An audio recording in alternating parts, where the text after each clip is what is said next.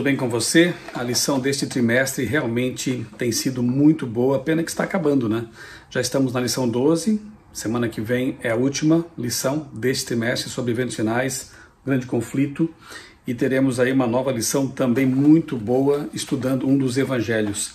Você já providenciou a lição para o próximo trimestre?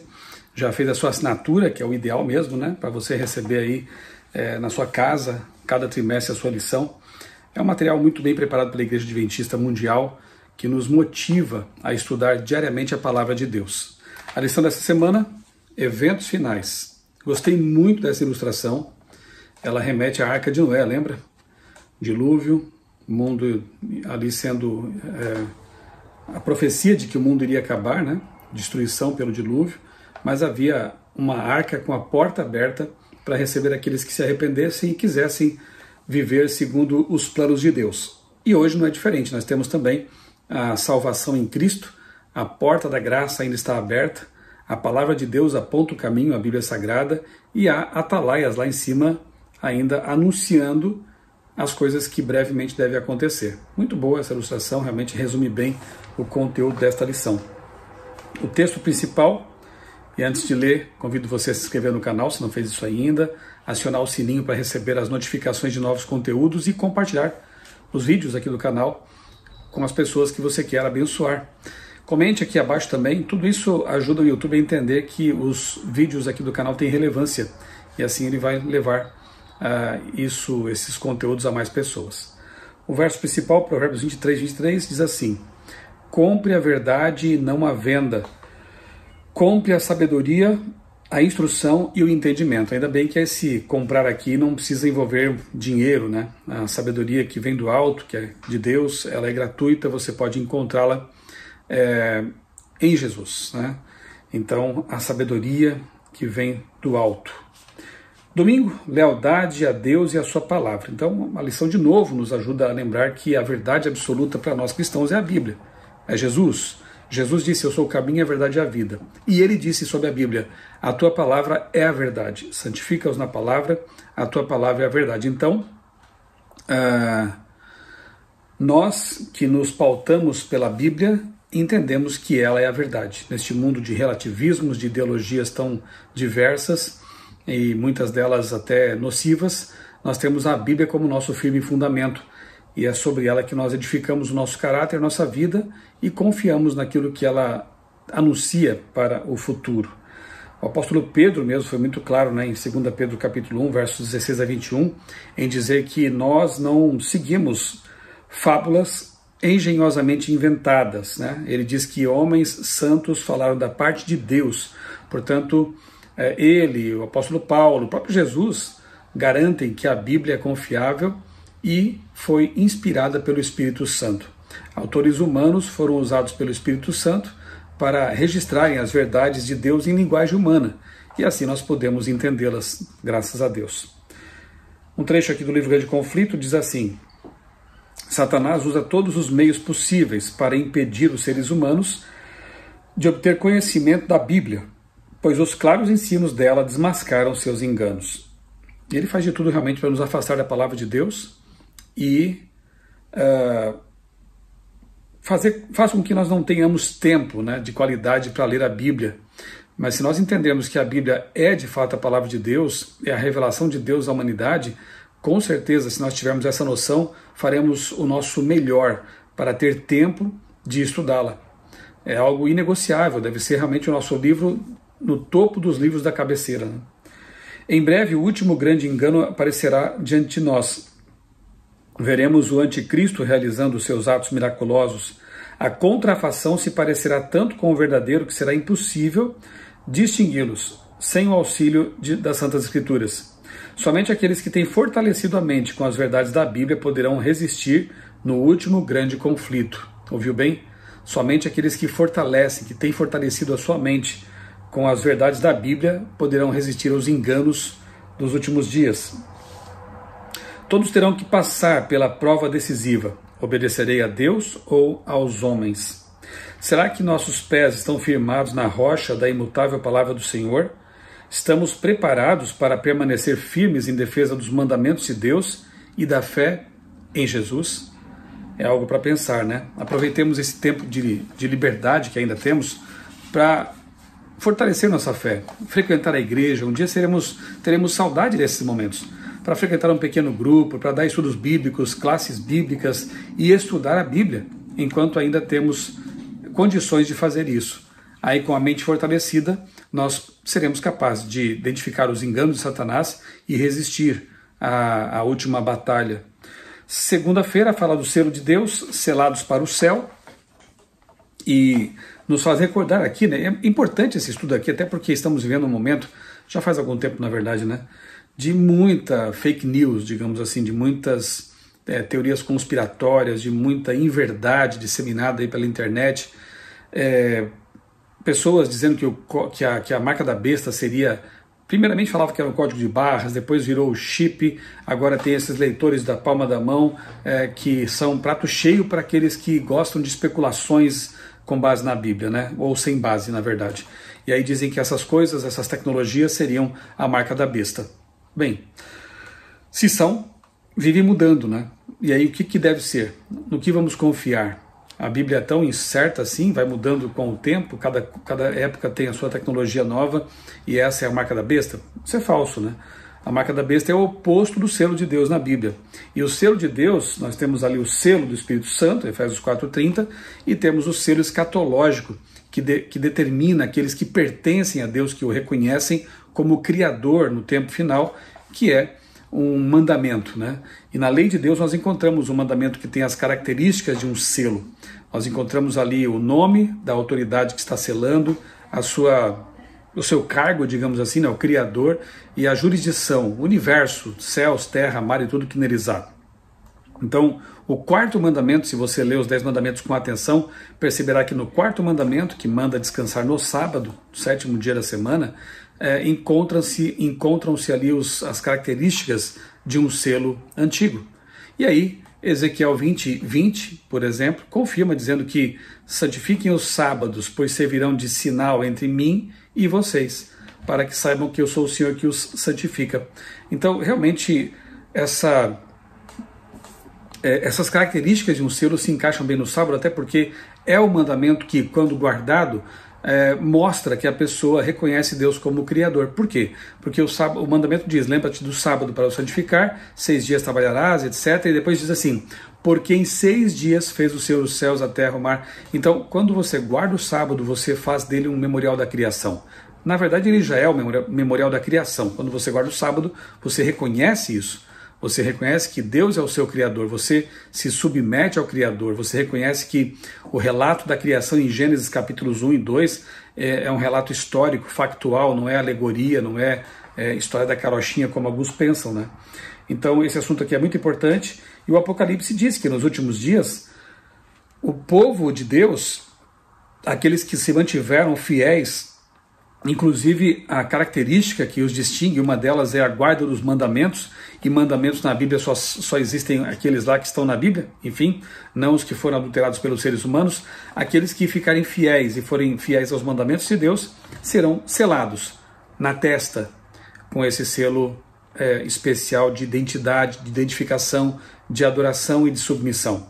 Por que na testa? Porque a testa representa a cognição, o raciocínio, a aceitação intelectual de que você realmente crê naquilo que está revelado e aceita aquilo mentalmente, racionalmente. Já a marca da besta, como nós estudamos em Apocalipse 13, ela pode ser aplicada na testa ou na mão. Então, na lição de terça-feira, fala sobre isso, né? A quem adoramos. Diz assim o texto aqui, um dos textos da parte de terça-feira. Por mais difícil que seja imaginar esse evento, o mundo está mudando drasticamente. A crise da Covid-19, a pandemia, mostrou que da noite para o dia tudo pode mudar. Embora não saibamos detalhes da execução da marca da besta, não é difícil imaginar, num mundo instável, a profecia pode se cumprir mais rapidamente do que nós pensamos. Bem, na testa ou na mão, né? Testa, quem aceitar a marca da besta na testa é porque está concordando com o poder humano que a usa, que faz esse selamento, né? Note que o Apocalipse é o livro dos contrastes, né? Você tem o Cordeiro de Deus e tem também as bestas. Você tem o Satanás, o inimigo, você tem Miguel, que é Jesus, o vencedor. Você tem o povo de Deus, você tem o povo que segue a besta, você tem a mulher virtuosa de Apocalipse 12, você tem a mulher prostituta, Apocalipse 17, e você tem a marca de Deus e a marca da besta. Você tem o selo de Deus e o antisselo de Deus, o oposto, né, que é a marca da besta. Então, você tem contrastes. Mas interessante que os contrastes, eles mostram algo assim. Se opõe a Deus, mas tenta ser como aquilo que... Um exemplo aqui, né? Você tem o Cristo e o anticristo. Então, o anticristo, ele se opõe ao Cristo, mas quer se colocar no lugar de Cristo. Quer ocupar o lugar dele. Você tem a mulher e a mulher. Você tem, então, a marca de Deus e uma marca que se opõe à marca de Deus, mas que tem que ser parecida com ela. Se o selo escatológico de Deus é o sábado, o selo do anticristo, a marca da besta, só pode ser um dia da semana. E o único dia da semana que se opõe ao sábado, porque foi transferido, trocado por autoridade humana, é o domingo. Isso é muito claro. Colocar outras coisas aí, como código de barras, chip, leitor de mão, é cortina de fumaça, é para desviar a atenção de algo que é muito mais sério. Porque esse negócio de marca, selos, ele aponta para adoração. E a adoração se faz de modo consciente. Só que os que receberem a marca da besta receberão na testa, símbolo de aceitação intelectual, como o sábado também é aceito dessa forma, ou receberão na mão, porque ali você tem o símbolo de conveniência, de trabalho, até não tem nada a ver com religião, não concordo com essas coisas, mas por conveniência vão aderir também a isso. Eu tenho falado já há um bom tempo aqui em meu canal sobre o ecumenismo, né? O sábado climático, ou o domingo do clima, enfim.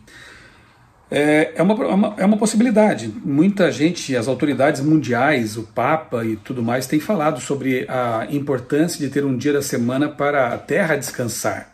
Na pandemia isso ficou muito claro, inclusive com cidades porque todo mundo estava em lockdown, estava trancado em casa ou impedido de dirigir seus carros, a natureza sofreu um impacto positivo, né? O ar da China ficou mais despoluído, até os canais lá de Veneza, na Itália, ficaram com as suas águas cristalinas, coisa que nunca mais se havia visto, né? Por causa da poluição dos turistas. Então, houve evidências de que a Terra, quando o ser humano para de consumir, de dirigir, de poluir, ela sofre positivamente esse impacto, né? Então há todo um discurso em torno disso para que as pessoas procurem minimizar aí os efeitos das chamadas mudanças climáticas. E uma das propostas, inclusive está na Carta Apostólica do Papa, Laudato Si, é justamente o descanso dominical, para que as pessoas possam parar um pouco e a Terra possa descansar também. É um cenário interessante. Muita gente que nem religiosa aceita isso, porque é uma proposta lógica, uma proposta interessante. Por outro lado, aqueles mais alinhados à direita, exemplo, até já falei aqui no canal sobre isso, né? Tem aquele projeto 2025, que é uma proposta para que Donald Trump, se eleito, adote aqueles princípios ali, e um deles é a guarda do domingo, o descanso dominical. Para quê? O argumento não é tanto ligado à natureza, mas à família. Se as pessoas tiverem o domingo preservado por lei, as famílias serão também beneficiadas, porque os pais estarão com os filhos nesse dia, enfim. É toda uma argumentação simpática, interessante, benéfica, e por isso mesmo fácil de ser aceita, né, pelas pessoas aí. Sábado climático, né? E se alguém se opuser a essas decisões e finalmente legislações, leis, o Apocalipse prevê que haverá sanções, né? Haverá prisões, haverá impedimentos financeiros, não poderão comprar nem vender, e hoje com as tecnologias que já existem, é muito fácil bloquear a conta de alguém e impedir que ela tenha acesso aos seus recursos financeiros. Com o avanço cada vez maior das moedas digitais, inclusive, isso se tornará cada vez mais fácil para as autoridades. Então, a previsão é essa, né, de impedimentos de prisão e até mortes, né?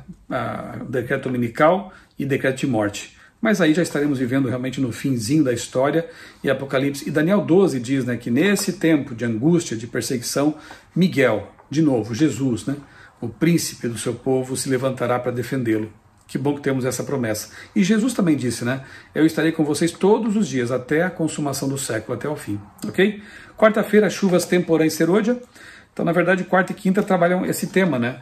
Que, eu sei, parece uma impossibilidade nós pregarmos o evangelho, por exemplo, nos países muçulmanos fechados, que proíbem a pregação. Nos países, regimes comunistas, ditatoriais, como a Coreia do Norte, por exemplo. Nesses países, os cristãos são presos e até mortos. Na China comunista é bem difícil pregar o evangelho. Então, como vai ser possível terminar? Como vai ser possível avançar? A lição menciona aqui os símbolos, né, bíblicos de chuva temporã e serôdia no seguinte sentido: a chuva temporã caía no início da plantação, para preparar a terra, o solo para as sementes. E a chuva serôdia caía no fim, para a colheita, para amadurecer o grão. O símbolo é perfeito. A chuva temporã, ela representa o Pentecostes, quando os discípulos de Jesus, que não eram muitos, receberam esse poder do alto, esse batismo do Espírito Santo, e pregaram com muito poder. Tanto é que a gente vê na Bíblia, né, relatos de milhares de pessoas se convertendo num só dia. E aí o cristianismo foi se alastrando, o apóstolo Paulo pregou em vários lugares, o cristianismo conquista praticamente a Europa e avança para outros lugares mais. Como? Se eles não tinham TV, rádio, internet, eles eram convertidos, tinham convicção, coragem e fé, e tinham a dotação, né, do Espírito Santo, o poder do alto. E assim tudo começou, né? Nós temos, inclusive, profecias a respeito disso, Joel capítulo 2, 21 a 24, Atos também capítulo 2, 1 a 4 e 41 a 47. Então, o cumprimento das profecias, e elas apontam também para um cumprimento final, quando haverá a chuva serôdia. Grande Conflito, página 508, diz assim, que a obra do Evangelho não será concluída com menor manifestação do poder de Deus do que a que marcou seu início. As profecias que se cumpriram no derramamento da chuva temporã se cumprirão novamente na chuva serôdia, na conclusão dessa obra. Que promessa maravilhosa essa. Então, confiemos em Deus. Deus providenciará os meios para que a obra seja concluída, e nós temos que nos colocar nas mãos dele como vasos, né? Com a boca para cima, não emborcada, para receber essa chuva e ser capacitados. Aqueles que estão em atividade, em ação e querem muito que Jesus volte, estão trabalhando para isso, serão capacitados para terminar a obra. E na quinta-feira eu vou ler só o trechinho final, que é uma promessa linda que diz assim, também do Grande Conflito, página 508 e página 509. Servos de Deus, com o rosto iluminado e irradiando uma santa consagração, se apressarão de um lugar para outro, para proclamar a mensagem do céu.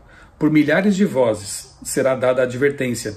Haverá milagres, os doentes serão curados, os sinais e maravilhas acompanharão aqueles que creem. Satanás também realizará seus falsos milagres, fazendo até mesmo descer fogo do céu diante do povo. Assim, os habitantes da terra terão que tomar sua decisão. A mensagem será levada avante, não tanto por argumentos quanto pela convicção profunda do Espírito de Deus. Os argumentos foram apresentados, livros foram distribuídos, vídeos foram gravados, mensagem foi espalhada, os argumentos estão aí. A semente foi semeada e agora germinará e frutificará. Que venha logo a chuva serôdia, a preparação final, a capacitação final para a pregação do Evangelho, para que nós possamos em breve ver Jesus voltar nas nuvens dos céus. Enquanto ele não vem, estejamos ativos, ajudando a preparar uma geração para esse grande dia. Vamos orar? Amado Deus, bondoso Pai, obrigado, Senhor, por essas promessas maravilhosas que encontramos em Tua Palavra, nas profecias. Ajuda-nos, Senhor, a permanecer fiéis até o fim. Quando vierem essas provas, o decreto dominical, a perseguição, as sanções econômicas, que nós permaneçamos firmes e sejamos sustentados por Ti. E sejamos também batizados do alto. Recebamos a dotação do Espírito Santo, a capacitação do Espírito Santo para pregar, fazer essa última arrancada de pregação, a fim de que as pessoas possam tomar conscientemente a sua decisão e Jesus voltar. Esse é o nosso grande sonho, nosso grande desejo. E pedimos-te, ó Pai, que nos capacite a Tua igreja para concluir essa obra finalmente. Nós oramos e te agradecemos por tudo, em nome do Senhor Jesus. Amém. Um abraço para você. Deus abençoe grandemente a sua vida e também a sua família.